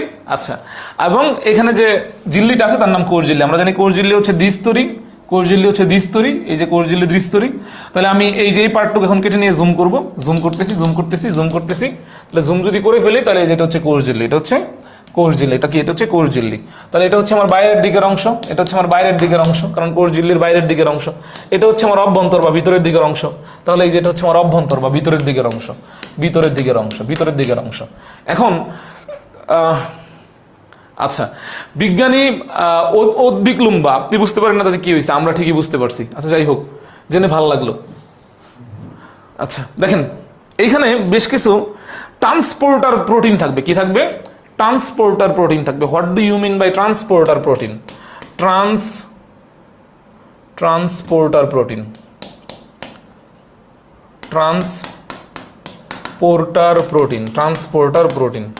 the protein which is responsible for the transport, that's called transporter protein. Transport করা মানে কি? পরিবহন করা। ট্রান্সপোর্টার যে পরিবহন করার জন্য দায়ী। ঠিক আছে, ট্রান্সপোর্ট পরিবহন করা না। আইমান ভাই শুনলে আমরা দৌড়ানি দিবে, বলবে তুই ইংরেজির কোর্সে ভর্তি হও। ট্রান্সপোর্ট মানে হচ্ছে পরিবহন করার যন্ত্র। ঠিক আছে, যেমন রিক্সা, বাস, এগুলো হচ্ছে একটা ট্রান্সপোর্ট। ট্রান্সপোর্ট বলতে মূলত এখানে ভেহিকল বা কারকে বোঝানো হইতেছে, পরিবহন করার যন্ত্রকে বোঝানো হইতেছে ট্রান্সপোর্ট, ঠিক আছে। তো ট্রান্সপোর্টার প্রোটিন মানে হচ্ছে পরিবহন করার যন্ত্র, এরকম একটা প্রোটিন। সে কি পরিবহন করে? বাইরে থেকে ভিতরে, ভিতর থেকে বাইরে বিভিন্ন ধরনের আয়ন পরিবহন করে। কি করে পরিবহন করে? আয়ন পরিবহন করে, ধনাত্মক আয়ন, ঋণাত্মক আয়ন। তো কোষের মধ্যে বিভিন্ন ট্রান্সপোর্টার প্রোটিন আছে। কি আছে? বিভিন্ন ট্রান্সপোর্টার প্রোটিন আছে। তো ধরে নিলাম এই যে এখানে একটা ট্রান্সপোর্টার প্রোটিন আছে, ঠিক আছে। ধরে নেন এই যে এখানে ট্রান্সপোর্টার প্রোটিন আছে, এখানে ট্রান্সপোর্টার প্রোটিন আছে, এই ট্রান্সপোর্টার প্রোটিনগুলো এখানে আছে। কি আছে? ট্রান্সপোর্টার প্রোটিনগুলো এখানে আছে। এখন এই কোষের ভিতরে যেহেতু আমরা সক্রিয় শোষণ করতেছি, তার মানে কোষের ভিতরে বা কোষের বাইরে যাই হোক না কেন, আলটিমেটলি এখানে আমাদের কি লাগবে? এটিপি বা বিপাকীয় শক্তি লাগবে। কি লাগবে? এটিপি বা বিপাকীয় শক্তি লাগবে, ঠিক আছে। আচ্ছা রুহুল আমিন, আপনার প্রশ্ন আমি শেষের দিকে দেখতেছি। ATP, adenosine triphosphate, 10 minute. ATP, adenosine triphosphate. তাহলে এটিপিকে যদি আমরা ভাঙতে চাই, এটিপিকে যদি আমরা ভাঙতে চাই, চিন্তা করেন, এটিপিকে যদি আমরা ভাঙতে চাই, তাহলে আলটিমেটলি যাকে ভাঙবো তার নামের সে আমরা এস লাগাই দিব। তাহলে এনজাইমের নাম হবে এটিপিএস, এটিপিএস। তাহলে তৈরি হবে কি? ADP plus PI. অনেকে বলবে এটা বুঝি নাই ভাই, সহজ একটা জিনিস দেখেন। এটিপি, এডিনোসিন ট্রাইফসফেট, ধরে নিলাম এটা একটা এডিনোসিন, ধরে নিলাম এটা একটা এডিনোসিন। ট্রাই, টি মানে ট্রাই, ট্রাই মানে তিনটা ফসফেট আছে, একটা, দুইটা, তিনটা ফসফেট। তো আলটিমেটলি এইটা, এই তিনটা ফসফেট আছে এরকম, ধরে নিলাম তিনটা ফসফেট এরকম আছে। এখন এটাকে আমরা অনেক সময় কাইনেজ এনজাইমে বলি। কি বলি? কাইনেজ এনজাইমে বলি, কাইনেজ এনজাইমে বলি, কাইনেজ গ্রুপভুক্ত এনজাইম। কাইনেজ মানে কি? কাইনেজ, হ্যাঁ আমি এই মুহূর্তে এটাই বুঝাইতেছি Sadia, you got it right, এটাই বুঝাইতেছি। দেখেন কাইনেজ ওই জায়গাতেই থাকবে যে জায়গার মধ্যে মেইনলি কি থাকে, যে জায়গার মধ্যে মেইনলি হচ্ছে শক্তি উৎপন্ন হয়, শক্তি উৎপন্ন হয়, এটিপি ভেঙে শক্তি উৎপন্ন হয়, ফসফেটটা মুক্ত হয়, শক্তি উৎপন্ন হয়, এটিপি ভেঙে ফসফেটটা মুক্ত হয়, ওই জায়গায় কাইনেজ থাকবে। এটিপিএস, কাইনেজ আর একই গ্রুপভুক্ত এনজাইম। তাহলে আলটিমেটলি কাইনেজ এনজাইম কাজ করলে এখান থেকে একটা ফসফেট ভেঙে যাবে, ভেঙে ফসফেটটা এখানে মুক্ত হয়ে যাবে, মুক্ত হয়ে যাবে, মুক্ত হয়ে যাবে। দেখেন এডিনোসিন একটা জৈব যৌগ, তাহলে আলটিমেটলি এডিনোসিনের সাথে এখন ফসফেট কয়টা আছে? দুইটা আছে। দুই মানে কি? ডাই, এই কারণে আমরা লিখবো এডিপি, এডিনোসিন ডাইফসফেট। আর এই ফসফেটটা আলাদা হয়ে গেছে। এডিনোসিন যেহেতু জৈব যৌগ, সেহেতু আলটিমেটলি আগে যখন ফসফেট এখানে লাগানো ছিল তখন ওটা জৈব ফসফেট ছিল। কি ছিল? জৈব ফসফেট ছিল।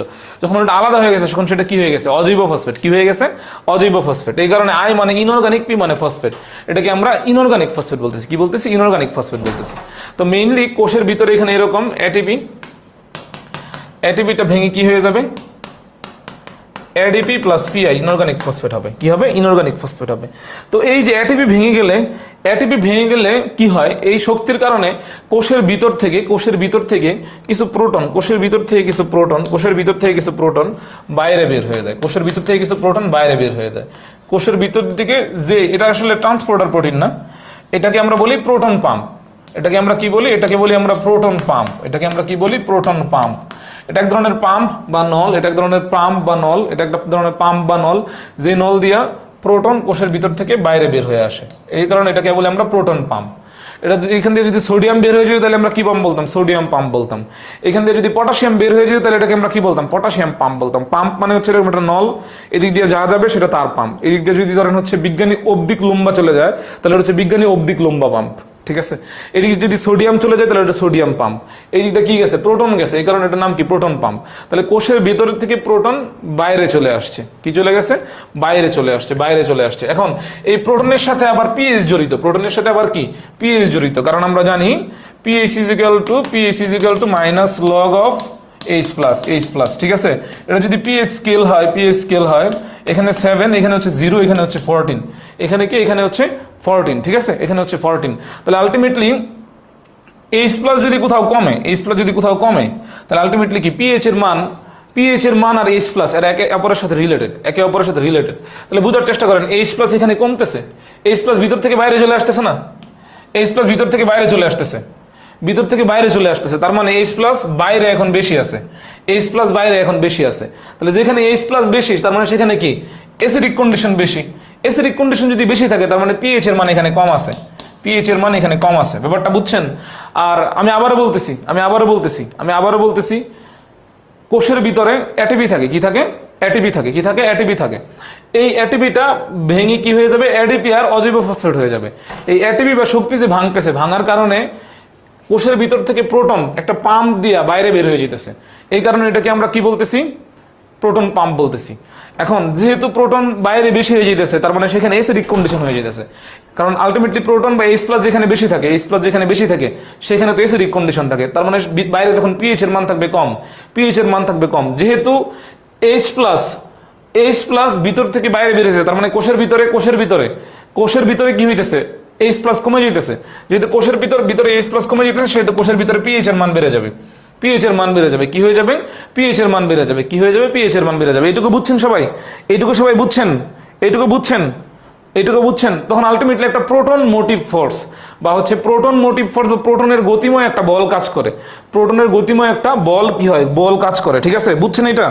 তার কারণে যখন এই প্রোটন মোটিভ ফোর্স যখন কাজ করে বা প্রোটনের একটা গতিময় বল কেন কাজ করে, কারণ আলটিমেটলি এই যে H+ কোষের ভিতরে কমে যাইতেছে, পিএইচ বেড়ে যাইতেছে, তখন এই যে ট্রান্সপোর্টার প্রোটিনগুলো এখানে আছে, এই ট্রান্সপোর্টার প্রোটিনগুলো সক্রিয় হয়ে যায়, সক্রিয় হয়ে যায়। তার কারণে আলটিমেটলি কি হয়, ট্রান্সপোর্টার প্রোটিনগুলো কি হয়ে যায়, সক্রিয় হয়ে যায়। তাহলে ট্রান্সপোর্টার প্রোটিন যখন সক্রিয় হয়, তখন বলে না ভাই, যা পাপ করছি জীবনে করছি, হাইড্রোজেন তো বাইরে বের করছিলাম, প্রোটন তো বাইরে বের করছিলাম, তাহলে কিছু প্রোটন এখন আমরা বাইরে থেকে ভিতরে দিয়ে দিই, কিছু প্রোটন বাইরে থেকে তখন ভিতরে দিয়ে দেয়। এখন এই যে প্রোটন যায়, প্রোটনের সাথে সাথে একটা অ্যানায়ন বলে ভাই আপনি কি একা একাই যাবেন, আমারেও নিয়ে যান। তখন এই প্রোটনের সাথে কিছু অ্যানায়নও চলে যায়, প্রোটনের সাথে কিছু কি অ্যানায়নও চলে যায়। দেখেন প্রোটন এবং অ্যানায়ন এই ট্রান্সপোর্টার প্রোটিন দিয়ে একই সাথে ভিতরে ঢুকে, এই কারণে এটাকে বলি আমরা প্রোটন অ্যানায়ন কোট্রান্সপোর্ট। ঠিক আছে, এখন চিন্তা করে দেখেন, H+ বাইরে বেরোইছিল, বাইরে থেকে ভিতরে ঢুকছে, কিন্তু একটা অ্যানায়ন ফাঁকতালে বাইরে দিয়ে ভিতরে ঢুকে গেছে না, তার মানে কোষের মধ্যে কি অ্যানায়ন বেশি হয়ে গেছে না, এখন এটাকে নিউট্রাল করার জন্য বাইরে থেকে আমাকে কি ঢুকাইতে হবে বলেন তো? ক্যাটায়ন ঢুকাইতে হবে না? বাইরে থেকে কি ঢুকাইতে হবে? ক্যাটায়ন ঢুকাইতে হবে। তার মানে দেখেন এখন পরিস্থিতি নিউট্রাল আছে। বুঝছেন কিনা আমাকে সবাই বলেন? বুঝছেন কিনা? এটাই হচ্ছে প্রোটন অ্যানায়ন কোট্রান্সপোর্ট মতবাদ। সবাই ক্লিয়ার কিনা আমাকে বলেন? আচ্ছা, ওই রাফিন বললে অ্যানায়ন কিভাবে পরিবাহিত হয় বুঝি নাই, আমি ওটা পড়াইছি, আপনি একটু পুরো মানে ক্লাসটা শেষ হলে রেকর্ড ক্লাসটা দেখে নিন, তাইলেই হবে। সবাই বুঝছেন কিনা বলেন? রেকর্ড ক্লাস থেকে একটু টেনে দেখে নেবেন। না বুঝলে বলেন, আমি প্রোটন অ্যানায়ন কোট্রান্সপোর্ট আবার বলবো, অসুবিধা নেই ভাই, আরেকবার ক্লিয়ার না? Okay fine. ধর এটা হচ্ছে কোষ ঝিল্লির এটা হচ্ছে ভিতরের অংশ, এটা হচ্ছে বাহির। ভিতরে এটিপি আছে, এটিপিটা ভেঙে কি হয়ে যায়, এটিপি প্লাস অক্সিজোফসফেট হয়ে যায়। ভিতরে যখন এটিপি ভাঙতে থাকে, তখন এই এটিপির ভাঙার কারণে শক্তি যে নির্গত হয়, যার কারণে কোষের ভিতরের প্রোটন বাইরে বের হয়ে আসে। এখন চাইলেই তো সে বাইরে বের হইতে হবে না, একটা নল দিয়ে বের হইতে হবে, পাম্প দিয়ে বের হইতে হবে। যে নল বা যে পাম্প দিয়ে বের হয়, তার নাম হচ্ছে প্রোটন পাম্প। তাহলে এটা হচ্ছে প্রোটন পাম্প। এই প্রোটন পাম্প দিয়ে প্রোটন বাইরে বের হয়ে আসছে। তাহলে প্রোটন বাইরে বের হয়ে গেলে H+ এখন বাইরে বেশি আছে, বাইরে বেশি থাকলে এটা অ্যাসিডিক কন্ডিশন বেশি, তার মানে এখানে পিএইচ এর মান কম বাইরে। যেহেতু H+ বাইরে থেকে ভিতরে চলে আসছে, মানে ভিতর থেকে বাইরে চলে আসছে, তাহলে ভিতরে H+ কমে গেছে, মানে এখানে পিএইচ এর মান বেড়ে গেছে। তো আলটিমেটলি এই যে পিএইচ এর মান বেড়ে গেল, এটিপি ভাঙলো, H+ বাইরে চলে আসলো, যার কারণে এখানে কিছু ট্রান্সপোর্টার প্রোটিন থাকে, এই ট্রান্সপোর্টার প্রোটিনগুলো অ্যাক্টিভ হয়ে যায়। তো ট্রান্সপোর্টার প্রোটিন অ্যাক্টিভ হয়ে গেলে বলে অনেকটা পাপ করলাম, এই পাপ এখন একটু প্রায়শ্চিত্ত করি। পাপটা কি করছিল, H+ ভিতর থেকে বাইরে চলে আসছিল, তখন আলটিমেটলি এইটা পিএইচ বেড়ে যাওয়ার কারণে এখানে কি হয়েছে, ট্রান্সপোর্টার প্রোটিন অ্যাক্টিভ হয়ে গেছে, তখন বাইরে থেকে H+ আবার ভিতরে ঢুকায় দেয়, বলে যে ভাই যা পাপ করছিলাম, পাপ এখন মোচন করেন আমার। তাহলে এই যে ভিতরে ঢুকাই দিছে, H+ যখন বাইরে থেকে ভিতরে ঢুকে গেছে, তখন আলটিমেটলি অ্যানায়ন বলে ভাই আপনি একা একাই যাবেন, আমারও নিয়ে যান। তো অ্যানায়ন বাইরে ছিল, অ্যানায়নও এই প্রোটনের সাথে একসাথে চলে যায়। তাহলে দেখেন এই যে প্রোটন এবং অ্যানায়ন একসাথে ভিতরে ঢুকছে, কোট্রান্সপোর্ট হয়েছে, একই সাথে ঢুকছে। কিন্তু কোষের ভিতরে অ্যানায়ন এখন বেড়ে গেল না, কারণ কোষ তো নিউট্রাল কন্ডিশনে থাকতে চাইবে। নেগেটিভ থাকলে শুধু নেগেটিভ দিয়ে তো হবে না, আলটিমেটলি নেগেটিভ বাড়তেছে, বাইরে থেকে প্রোটনের সাথে অ্যানায়ন গুলো ঢুকতে আছে। তার মানে বাইরে থেকে কি ক্যাটায়নও ভিতরে ঢুকাইতে হবে। কেন ঢুকাইতে হবে? এই যে অ্যানায়নকে নিউট্রাল করার জন্য। এই হচ্ছে ব্যাপার। এখন বুঝছেন কিনা বলেন? ক্লিয়ার? এগুলা কি সৃজনশীল চিত্র সহ আসবে? এতটা জরুরি না, এর সাথে গুরুত্বপূর্ণ সৃজনশীল আছে। শুনেন, এইসব পড়াশোনা কি জানেন? এইসব পড়াশোনা হচ্ছে জানার পড়াশোনা, পরীক্ষার পড়াশোনা না। পরীক্ষার পড়াশোনা আর জানার পড়াশোনা দুটো দুই রকম। নাম্বার পর পড়াশোনা এবং জানার পড়াশোনা দুইটা দুই রকম। এগুলো হচ্ছে জানার পড়াশোনা। নাম্বার পর পড়াশোনা কোন জায়গায় জানেন? গ্লাইকোলাইসিস, C3 চক্র, C4 চক্র, পত্ররন্ধ্রীয় প্রচ্ছেদন, পত্ররন্ধ্রের গঠন, এগুলো হচ্ছে জানার পড়া, মানে পরীক্ষার নাম্বার পর পড়াশোনা। আর এগুলো হচ্ছে জানার পড়াশোনা। তো এগুলো নাম্বারের সাথে রিলেটেড না। সবাই বুঝছেন? সবাই বুঝছেন? লেসিথিন ভাগ ধারণা কি? লেসিথিন ভাগ ধারণা হচ্ছে লেসিথিন একটা ফসফোলিপিড। লেসিথিন একটা কি? ফসফোলিপিড। শুধু এটা মাথায় রাখেন। লেসিথিন একটা কি? লেসিথিন একটা ফসফোলিপিড। আচ্ছা, টিভি একটু অন করো। আচ্ছা, আমি একটু কমেন্টগুলো দেখি। লেসিথিন একটা ফসফোলিপিড। আচ্ছা, আমি সবাই বুঝছেন কিনা আমাকে একটু রেসপন্স করেন তো। একটা ফসফোলিপিড। আচ্ছা, লেসিথিন একটা কি? ফসফোলিপিড। যেটা পরীক্ষায় আসবে এটা পড়েন। লেসিথিন একটা কি? ফসফোলিপিড।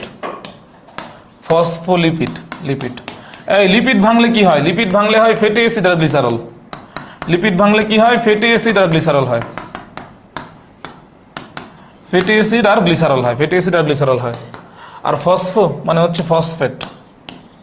ফসফেটও বলতে পারেন বা ফসফরিক অ্যাসিড বলেন, এটা বেশি সুন্দর শোনায়। Phosphoric acid, phosphoric acid. তাহলে ফসফোলিপিডকে ভাঙলে কি পাওয়া যায়? ফসফোলিপিডকে ভাঙলে হচ্ছে ফ্যাটি অ্যাসিড পাওয়া যায়, গ্লিসারল পাওয়া যায় আর ফসফরিক অ্যাসিড পাওয়া যায়। ঠিক আছে? তো ফসফোলিপিড কি কি আছে? লেসিথিন আছে। আর কয়েকটা ফসফোলিপিডের নাম কে বলতে পারবেন? লিখে রাখেন। সেফালিন আছে, প্লাজমালোজেন আছে, প্লাজমালোজেন আছে, প্লাজমালোজেন আছে। এই দুইটা হচ্ছে এক্সট্রা, এই দুটো হচ্ছে এক্সট্রা বড়াইতেছি, এই দুইটা এক্সট্রা বড়াইতেছি, এক্সট্রা বড়াইতেছি। তো নিচের কোনটি ফসফোলিপিড নয়? এই টাইপের একটা প্রশ্ন মেডিকেলে আসছিল, এই টাইপের একটা প্রশ্ন মেডিকেলে আসছিল। সেফালিন সম্পর্কে একটা জিনিস জানতে হবে। এই সেফালিন নামক ফসফোলিপিডটা হচ্ছে অনুচক্রিকায় থাকে, অনুচক্রিকায় থাকে। রক্ত জমাট বাঁধতে সহায়তা করে কোনটা? অনুচক্রিকা বা প্লেটলেট। তাহলে যদি পরীক্ষায় প্রশ্ন আসে নিচের কোন ফসফোলিপিড, নিচের কোন ফসফোলিপিড রক্ত জমাট বাঁধতে সহায়তা করে, আনসার কি হবে? সেফালিন। কথা কি ঢুকছে মাথায় দিয়ে নাকি উপর দিয়ে গেছে বলেন তো? কথা কি ঢুকছে মাথায় নাকি হচ্ছে উপর দিয়ে গেছে বলেন? ব্যাপারটা হচ্ছে কি বললাম, কোন ফসফোলিপিড, কোন ফসফোলিপিড রক্ত জমাট বাঁধায় সহায়তা করে, রক্ত জমাট বাঁধায় সহায়তা করে। Option A plasmalogen, option B cephalin. Cephalin, cephalin. ঠিক আছে, বুঝছেন? এগুলো কিন্তু এক্সট্রা বড়াইছি, এগুলো কিন্তু এক্সট্রা বড়াইছি। হ্যাঁ, এক্সট্রা বড়াইছি। তো এই লেসিথিনের মাধ্যমে, লেসিথিনের সাথে, এই লেসিথিনের সাথে হচ্ছে লেসিথিন কোষঝিল্লির বাইরের তলে, ধরুন এটা কোষঝিল্লি, কোষঝিল্লি এটা হচ্ছে বাইরের তল, এটা হচ্ছে ভিতরের তল। এই লেসিথিন কোষঝিল্লির বাইরের তলে ক্যাটায়ন এবং অ্যানায়ন এগুলা বাহক হিসেবে সে পরিবহন করে বাইরে থেকে ভিতরে। এইটুকু জানলে এখানে যথেষ্ট। বেনেট ক্লার্ক, বেনেট ক্লার্ক একজন ভদ্রলোক, বেনেট ক্লার্ক একজন ভদ্রলোক, বেনেট ক্লার্ক নামে একজন ভদ্রলোক এই মতবাদ দিছিল। তো মেইনলি যেগুলো ইম্পর্টেন্ট জিনিস পড়া হয়ে গেছে। ক্লাস সম্পর্কে কোনো অভিযোগ, অনুযোগ, পরামর্শ, অনুরোধ থাকলে কমেন্টে বলতে পারেন। আজকের মতো আমি আপনাদেরকে আল্লাহ হাফেজ বলার জন্য মানসিকভাবে প্রস্তুত। ক্লাস সম্পর্কে যদি কোনো অনুযোগ, অভিযোগ, অনুরোধ, পরামর্শ থাকে অবশ্যই কমেন্টে জানাইতে পারেন। এবং কোনো কিছু না বুঝলে পরে মানে হচ্ছে আপনি কমেন্টে লিখে রাখতে পারেন বা হচ্ছে আমাকে ইনবক্সও করতে পারেন, অ্যাজ ইউর উইশ। আমি আর 2 মিনিট আপনাদের সাথে আসি জাস্ট আপনাদের রেসপন্স নেওয়ার জন্য। ঠিক আছে? আচ্ছা, মেয়েদের ক্লাস, ছেলেদের নেতা বলতেছে হাই গার্লস। কিরে বাবা, নামের কাকিকা করাইছো নাকি? নামের তাকিকা করাইতে হবে। তাইফা গুনগুন, জোস ক্লাস ভাই, আমরা জানি, আমরা সবাই জোস, শুধু একজনই জোস না, সে হচ্ছে বেদের মেয়ে। ঠিক আছে, ওকে। সৌমিত্র দাস পুরাই মাথার উপর দিয়ে গেছে, তো খুবই খুবই কষ্টের ব্যাপার। মাথার উপর দিয়ে, ডান দিয়ে, বাম দিয়ে, নিচ দিয়ে গেলে তো হবে না, মাথার ভিতর দিয়ে নিতে হবে। আচ্ছা, সুরায়া খানম, ওয়ালাইকুম আসসালাম। ওয়ালাইকুম আসসালাম স্যার। একটা কোয়েশ্চেন, রাম ছাগল মানে কি? গুগল করবেন রাম ছাগল লেগে, তাহলেই বুঝবেন রাম ছাগল মানে কি। ঠিক আছে,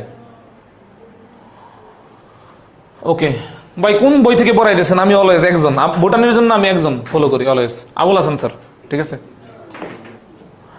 হ্যাঁ শেষ, 1 মিনিটের। আমি ভুটানের জন্য অলওয়েজ একজন, আবুল হাসান স্যার। জুলজির জন্য অলওয়েজ একজন, গাজী আজমল স্যার।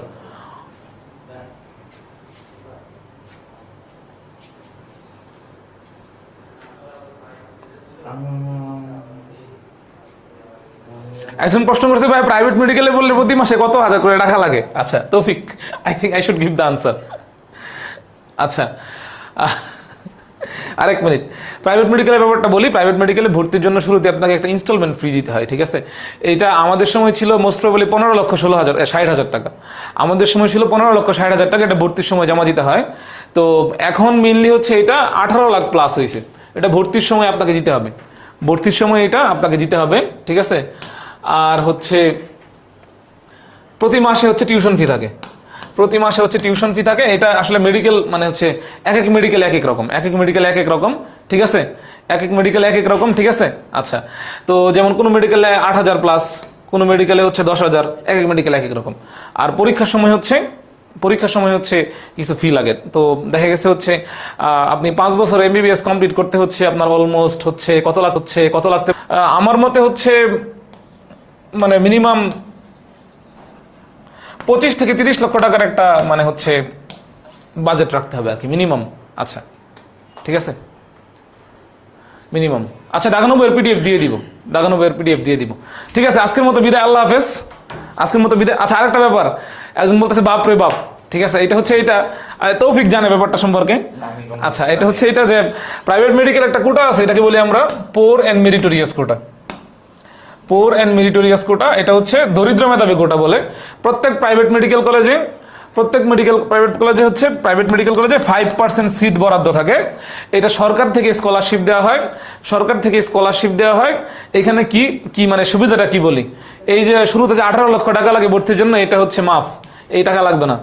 এবং প্রতি মাসে যে টাকা দেওয়া লাগে 8,000 10,000, এটাও লাগবে না, ঠিক আছে? তো আল্লাহর অশেষ রহমতে আমার এই যে স্কলারশিপটা আছে আর কি, স্কলারশিপটা আছে, যার কারণে হচ্ছে এই অলমোস্ট 25 থেকে 30 লক্ষ টাকা যেটা হচ্ছে বহন করার কথা, এটা আমার লাগতেছে না, দ্যাটস ইট, ঠিক আছে? তো আল্লাহ হাফেজ। তৌফিক ভাই কিন্তু যে ওয়ান-শট সিকিউ ক্লাস নিবে, ওয়ান-শট এমসিকিউ ক্লাস নিবে, এগুলোতে আপনারা থাকবেন। রাত 8টায় ওয়ান-শট এমসিকিউ ক্লাস, আর হচ্ছে রাত 10টায় হচ্ছে ওয়ান-শট সিকিউ ক্লাস। 23 ব্যাচের সবাইকে ওখানে চাই, ঠিক আছে? 23 ব্যাচের সবাইকে ওখানে চাই। আল্লাহ হাফেজ, সবাই ভালো থাকেন, সুস্থ থাকেন, আল্লাহ হাফেজ, সি ইউ।